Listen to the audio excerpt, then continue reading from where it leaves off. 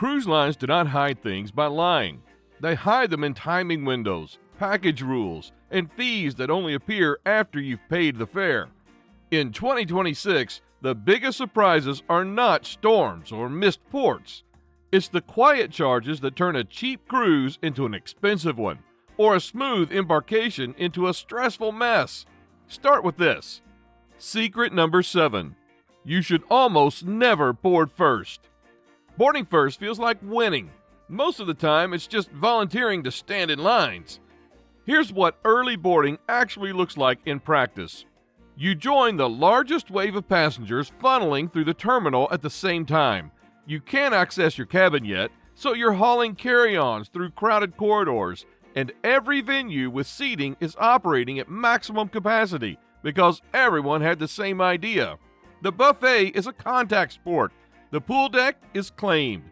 Guest services already has a queue that stretches past the atrium, and because cabins aren't ready, there's genuinely nowhere to put your things or decompress. You're just part of the crowd, moving slowly from one overcrowded space to the next, burning the energy you were planning on spending on vacation. The window most people overlook is early afternoon. The initial rush is cleared, cabins are beginning to open, and the ship actually feels like a place to enjoy rather than a terminal with ocean views. You board later, drop your bags, and walk into a version of the ship that feels like it was set up for you. Early boarding does make sense in specific situations. You have priority status and a real plan attached to it, not just get on first, but a sequence. Drop bags at the cabin door. Go directly to a quiet bar or specialty restaurant. Open the app and lock dining reservations and show bookings before the inventory moves. Or you're traveling with young kids and the logistics of the children's program require early enrollment. If none of those apply, consider building your embarkation day around a late lunch on shore, a relaxed transit to the port, and boarding into a ship that's already settled. The early boarding advantage is mostly psychological. The afternoon boarding advantage is real. Secret number 6. Cruise pricing is now airline style, and 2026 is a high price cycle. The fare you see is not a stable number. It never really was, but the gap between what cruising used to feel like, the last-minute steal, the repositioning cruise for next to nothing, and what it looks like now is wide enough to matter for how you plan and budget. Cruise lines are openly leaning into higher pricing in 2026, and the reason is straightforward. Demand has stayed resilient even as fares have risen.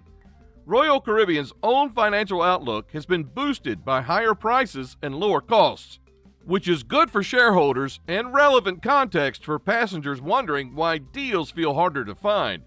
What this means practically is that the algorithm is doing what airline pricing algorithms do.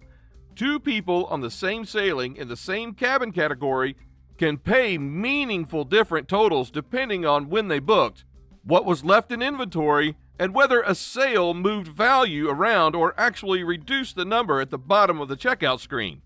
Sales still exist.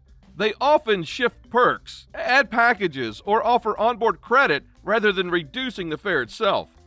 The cruiser who navigates this well is flexible on dates and ships rather than locked into a specific sailing, willing to chase off-peak itineraries where demand softens, and most importantly, comparing the full trip costs before declaring a win.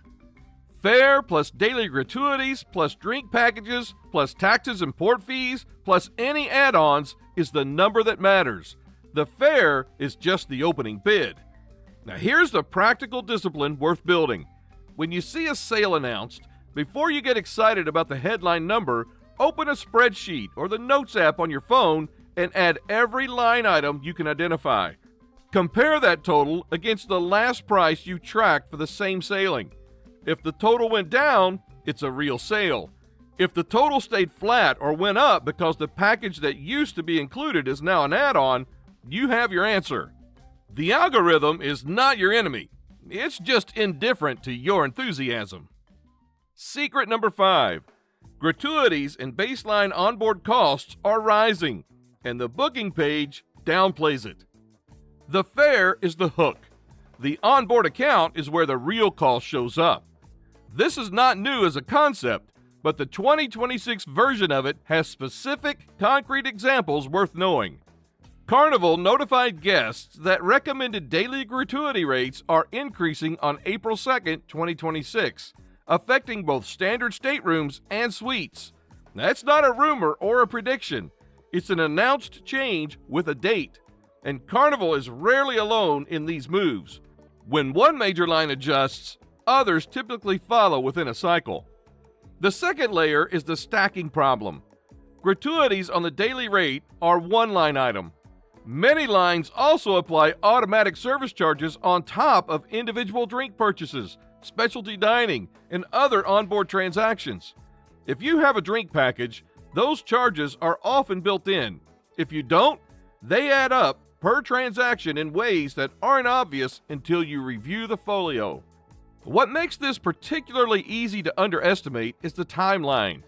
You book the fare, feel good about the number, and then the gratuity and add-on costs don't become viscerally real until you're on board and watching the onboard account balance move. By that point, the psychological framing of, "I already paid for this trip," makes each charge feel like an extra rather than a predictable component of a budget you set months ago.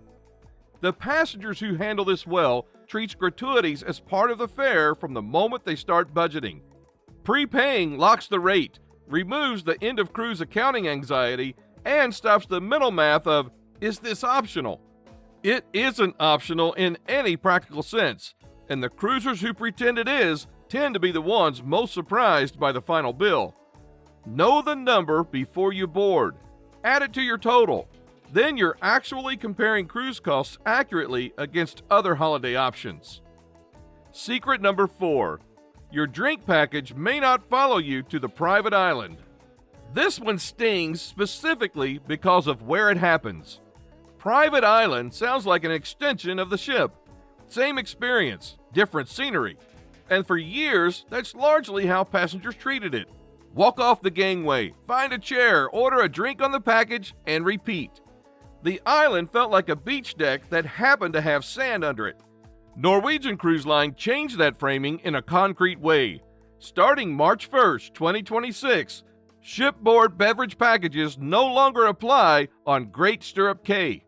A separate island package structure replaces the assumption that what worked on board automatically works on shore. Now, why does this matter beyond the obvious cost implication? Because private island days are often the days passengers expect the least friction. It's the relaxed day, the no planning day. Nobody reads terms and conditions on a beach chair.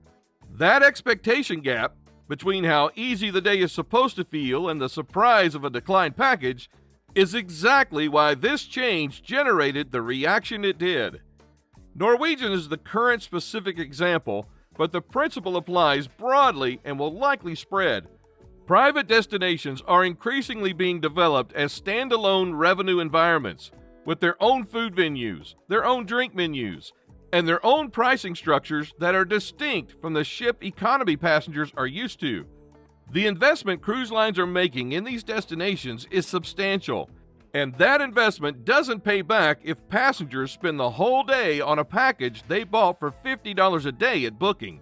The terms governing private destinations and onshore venues are worth reading separately from the main package terms before you sail. Do not assume the package that works in the ship's bar works on the island pier. Check. Then decide whether the island package makes financial sense or whether complimentary basics and a couple of individually purchased drinks is the smarter call for how you actually spend a beach day. Secret number 3. All-inclusive dining is getting quietly metered. Now, cruise lines rarely announce dining restrictions with big headlines. They appear as fine print on menus, then slowly become the new normal because most passengers have registered the change. Norwegian's introduction of a fee for additional main course entrees beyond the included amount is the clearest current example. It's been confirmed across ships, and the passenger reaction has been vocal enough to show up in travel reporting. Not because the fee is enormous, but because it changes the texture of what included means. Ordering a second entree used to be one of the quiet pleasures of main dining room dinner. Now, there's a line on the menu where the price used to be blank. For families with teenagers, for passengers who use the main dining room as the core of their onboard food experience, or for anyone who ordered their way through a menu as a genuine pleasure of the cruise, this is a meaningful shift in perceived value. For a solo traveler or a couple who typically orders one course, shares an appetizer, and doesn't push the menu, the fee is probably irrelevant in practice. The calculus is personal. Now, what's worth understanding beyond the individual fee is the direction of travel. This is not an isolated Norwegian decision. It's part of a broader industry recalibration of what included covers as lines work to grow onboard revenue in a high-demand cycle. The main dining room, which was historically the baseline of everything covered cruising, is becoming a more nuanced environment where some behaviors are still fully covered and others carry a charge. Now, that shift will likely continue, and it will likely spread across lines in the way that other Norwegian policy changes have eventually influenced industry norms. Before you accept the everything is included marketing at face value, decide what kind of dining behavior you actually have and check whether that behavior is still fully covered under the current terms. Secret number 2. Taxes and port fees can change after you book. Governments set many of these charges. Cruise lines pass them through, and the timing of when they're collected, built into your fare or charged to your onboard account, can shift based on booking date and policy changes that happen entirely outside the cruise line's control. 2 2026 examples are specific enough to use as real references. Mexico has a non-resident tax framework that Royal Caribbean addresses directly in its FAQ. Passengers on voyages calling Mexico may see the charge handled differently depending on when they booked. Included in the fare for some, charged onboard for others, and the fee structure itself is evolving.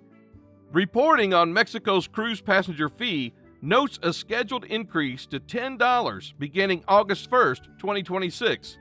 Now that's a defined date, a defined amount, and a policy set by a government that cruise lines have no ability to negotiate around. Greece adds another layer of complexity that's relevant for Mediterranean cruisers specifically. The cruise passenger fee varies by season and by port, with Mykonos and Santorini carrying higher per-person charges during peak months. MSC's guidance breaks down the exact seasonal rates per person per port, which is the kind of detail that genuinely changes the math on a Greek islands itinerary when you're comparing it against a comparable sailing. What this means at a practical level is that a 7-night Mediterranean itinerary calling 4 or 5 Greek ports in July carries a meaningful different tax and fee total than the same itinerary in April. The ports are the same on the map. The line items at the bottom of your booking are not. Passengers who check those numbers only at initial booking and never again are the ones who see the folio figure and assume there's been an error. There hasn't been. The charges moved and the notice was there if they had looked at the right moment. None of this is the cruise line being deceptive. It's the cruise line passing through charges it doesn't control, on timelines it can't always predict. Check the taxes and fees line item again at final payment, not just on the day you booked. Secret number 1. Your face is becoming your boarding pass. This is not a conspiracy, it's a trade. Faster lines in exchange for more biometric processing. The question is whether you've consciously made that trade or whether it happened while you were focused on finding your cabin. U.S. Customs and Border Protection uses facial biometric comparison at seaports to verify identity and speed processing. CBP has announced specific deployments with cruise partners. Carnival at Jacksonville is one documented example, framed around enhancing debarkation efficiency. The technology compares your face against existing passport and visa photos. The process takes seconds. Most passengers walk through it without registering that it happened. That framing, it's just faster, is accurate as far as it goes. What it doesn't surface is that the data collection is real, the infrastructure is expanding, and the opt-out process exists, but requires you to know to ask for it before you're standing in the lane. It's also worth understanding the broader context here. Biometric processing at cruise terminals is part of a much wider expansion of facial recognition infrastructure at U.S. ports of entry. CBP has been rolling this out at airports for several years, and seaports are now part of the same program. The cruise line partnership is primarily about speed and passenger flow. Shorter debarkation lines benefit everyone, including the line's ability to turn a ship around efficiently. But the infrastructure it runs on is a federal data system, not a cruise company loyalty program, and the two things are worth keeping mentally separate. What to do with this practically? Know that the process exists and what it involves before embarkation day, not after.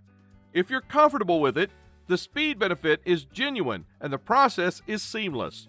If you want to opt out, CBP's guidance confirms that option exists for U.S. citizens, but you'll need your physical documents ready and be prepared for a slightly longer manual processing lane. Either choice is valid. The point is that it should be a choice you make deliberately, not a default you walked into because the lane was moving forward and nobody mentioned there was another option. Also worth noting, technology fails when terminals are packed. Keep your documents accessible regardless of how confident the embarkation setup looks, because the backup to biometric processing is always the document in your hand. But there are still two more bonus secrets worth knowing before you sail. Policies can change between booking and boarding.